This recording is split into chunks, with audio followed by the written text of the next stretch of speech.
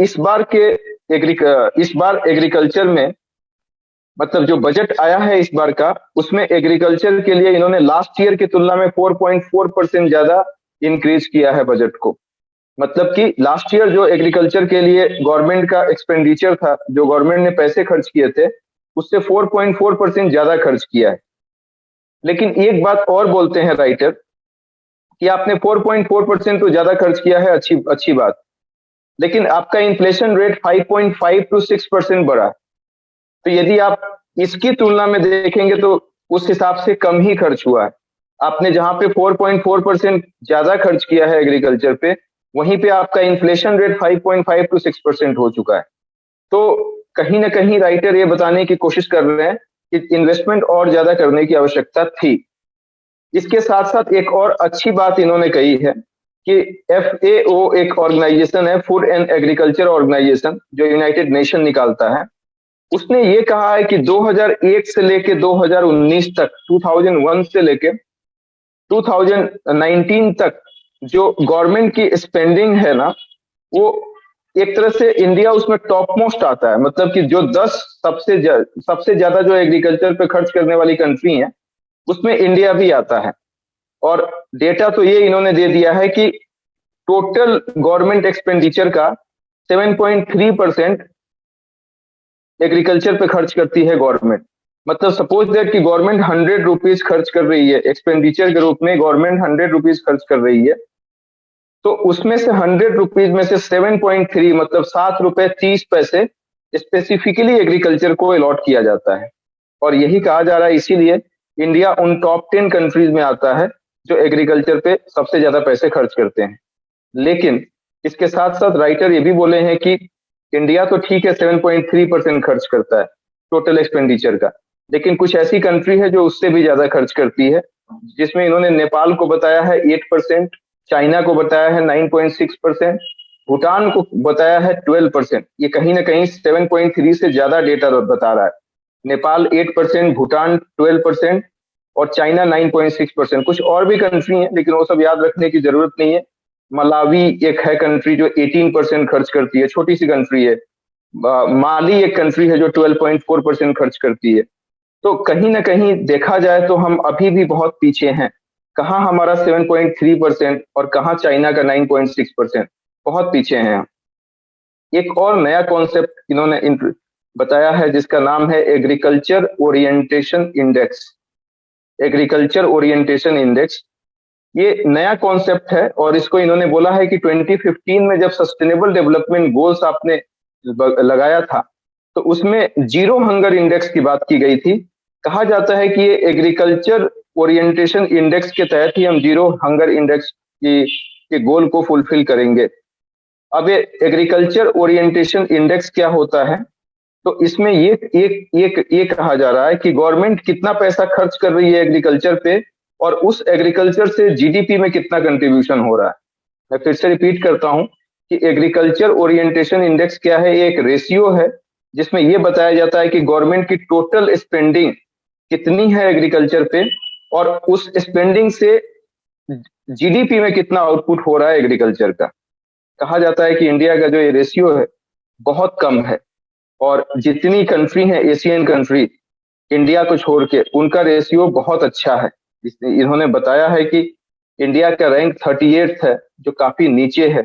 और इसमें कुछ डेटा भी इन्होंने शेयर किया है कि इंडिया का जो एवरेज यील्ड है ना, वो 3282 किलोग्राम पर हेक्टेयर है इंडिया का। वहीं पे एशिया की कंट्री की बात की जाए इंडिया को छोड़ के, तो 4225 किलोग्राम पर हेक्टेयर है। और ईस्टर्न एशिया की कंट्री की बात की जाए तो डेटा और ज्यादा चला जाता है, 6237 किलोग्राम पर हेक्टेयर, और चाइना का भी 6296 किलोग्राम पर हेक्टेयर। मतलब कहाँ पे 3000, कहाँ पे 6000 तक की बात हो रही है। तो अब ये कहा जाता है कि एशिया की कंट्री या ईस्टर्न एशिया की कंट्रीज, साउथ कोरिया जैसे आता है उसमें, या चाइना, इसका इतना ज्यादा क्यों है, इतना इनका यील्ड इतना ज्यादा क्यों है? सेम पीस ऑफ लैंड पे आप 3282 किलोग्राम अनाज उगा रहे हैं, आपको मिल रहा है, वहीं पे बाकी कंट्री का ज्यादा है। तो उनका साफ साफ मतलब यही है, क्योंकि वो ज्यादा स्पेंडिंग करती हैं, ज्यादा एग्रीकल्चरल इंफ्रास्ट्रक्चर को वो ज्यादा डेवलप करने में लगी हैं। अब इन्होंने कुछ और बात कही है कि एग्रीकल्चर स्कीम्स जो हैं उसके लिए भी गवर्नमेंट ने काफी फंड कम कर दिया है, और कहा जाता है कि क्रॉप इंश्योरेंस या एमएसपी इन सब का बजट बहुत ज्यादा घटा दिया है इस साल के बजट में, जो एग्रीकल्चर से रिलेटेड आया है, चाहे वो क्रॉप इंश्योरेंस हुआ या एमएसपी हुआ। जितना इन्होंने पहले फंडिंग एलोकेट की थी उससे कम फंडिंग अभी एलोकेट किया गया है। इसके साथ साथ इन्होंने एक और एग्जांपल लिया है पीएम आशा स्कीम। पीएम आशा स्कीम आप लोगों को पता होना चाहिए, प्रधानमंत्री अन्नदाता आय संरक्षण योजना या अभियान, अभियान कहते हैं उसको, प्रधानमंत्री अन्नदाता आय संरक्षण अभियान। तो इसमें इन्होंने बोला है कि 3 कंपोनेंट होता है। पहला है price support scheme. Price support scheme क्या है कि जिस रेट पे गवर्नमेंट प्रोक्योर करती है पल्सेस और ऑयल सीड्स फार्मर से, उसको प्राइस सपोर्ट स्कीम कहते हैं। इसके साथ साथ प्राइस डिफिशियंसी पेमेंट स्कीम, ये दूसरा कंपोनेंट है, प्राइस डिफिशियंसी पेमेंट स्कीम। इसमें क्या कह रहा है कि सपोज दैट कि एमएसपी में किसान नहीं बेच रहा है, तो वो किसी और से, प्राइवेट प्लेयर से बेचता है अपनी फसल को। तो यदि एमएसपी गवर्नमेंट ने 1000 फिक्स किया है और उसने 800 में ही बेच दिया किसी प्राइवेट प्लेयर को, तो यदि उसके पास स्लिप है तो गवर्नमेंट 200 रुपीज उसको दे देगी स्लिप दिखाने के बाद। इसी को हम कहते हैं प्राइस डिफिशियंसी पेमेंट स्कीम। जो भी डिफिशियंसी है वो उसको फुलफिल कर देगी गवर्नमेंट। तीसरी बात इन्होंने कहा है pilot of private procurement and stockist scheme. Pilot of private procurement and stockist scheme. इसमें इन्होंने ये बोला है कि इस प्रोसेस के थ्रू जो प्राइवेट प्लेयर्स होंगे ना, वो प्रोक्योर करेंगे किसानों से।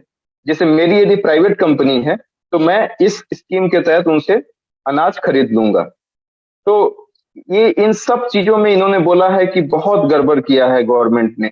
पिछली बार ये जो पीएम आशा स्कीम था, इसके लिए कहा जाता है कि इन्होंने 400 करोड़ रुपए लगाए थे, और इस बार बड़ा चौंकाने वाला स्टैटिस्टिक्स लिखा है इन्होंने लिखा है कि 1 करोड़ रुपए इस बार लगाया गया। कहाँ 400 करोड़ और कहाँ 1 करोड़। इस बार सिर्फ 1 करोड़ जो है वो एलोकेशन किया गया है बजट के लिए एग्रीकल्चर से रिलेटेड। जितने पीएम आशा स्कीम में जितने 3 कंपोनेंट्स हैं, जिसमें प्राइस सपोर्ट स्कीम बताया आपको, प्राइस डिफिशियंसी पेमेंट स्कीम बताया, और तीसरा है pilot of private procurement and stockist scheme. इन सब में 400 करोड़ 2021-22 में इन्होंने किया था, और इस बार के एग्रीकल्चर बजट में 1 करोड़ रुपए दिया गया है।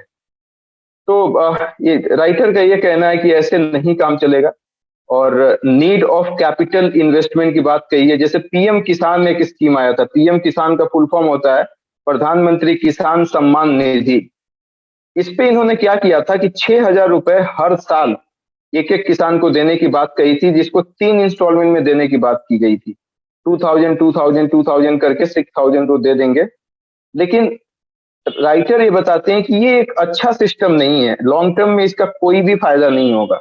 और जाहिर सी बात है कि यदि डायरेक्ट बेनिफिट ट्रांसफर कर रहे हो किसान को, तो कोई जरूरी नहीं है कि वो पैसा वो एग्रीकल्चरल प्रैक्टिसेज में ही लगाएगा, वो पैसा कहीं और भी वो खर्च कर सकता है, और करते भी हैं। उनके पास बहुत सारे चैलेंजेस होते हैं, तो उस पैसे को वहां पे डाइवर्ट कर दिया जाता है। तो राइटर ये बताते हैं कि ये डायरेक्ट बेनिफिट ट्रांसफर जैसी चीजें बहुत लॉन्ग टर्म में काम नहीं करेंगी। इसके लिए कैपिटल इन्वेस्टमेंट की जरूरत है, और कैपिटल इन्वेस्टमेंट किसमें करने की जरूरत है? एग्रीकल्चरल इंफ्रास्ट्रक्चर को इम्प्रूव करने में।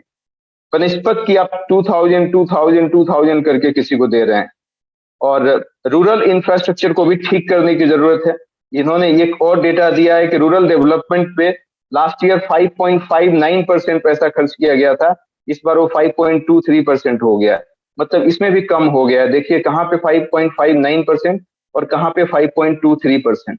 तो इस पे भी राइटर कहते हैं कि नहीं, ऐसा करने से तो कहीं ना कहीं हम एग्रीकल्चर में और ज्यादा पीछे चले जाएंगे। लास्ट में राइटर ये बताते हैं कि यदि हमको सच में एग्रीकल्चर को इम्प्रूव करना है, इम्प्रोवाइज करना है, तो इरिगेशन फैसिलिटीज हम लोगों को अच्छा रखना पड़ेगा, रूरल इंफ्रास्ट्रक्चर ठीक करना पड़ेगा, रूरल ट्रांसपोर्टेशन को ठीक करना पड़ेगा, और नंबर ऑफ मार्केट्स जो है उसको और ज्यादा इंक्रीज करने की जरूरत है। तभी हम जाके एग्रीकल्चर को एक नई दिशा और दशा प्रदान कर सकते हैं, और तब हम कह सकते हैं कि ओवरऑल हमारा एग्रीकल्चर डेवलपमेंट ठीक होगा, ये तीनों सजेस्टिव अप्रोच को लेते हुए। आर्टिकल यहीं पे खत्म होता है। Thank you.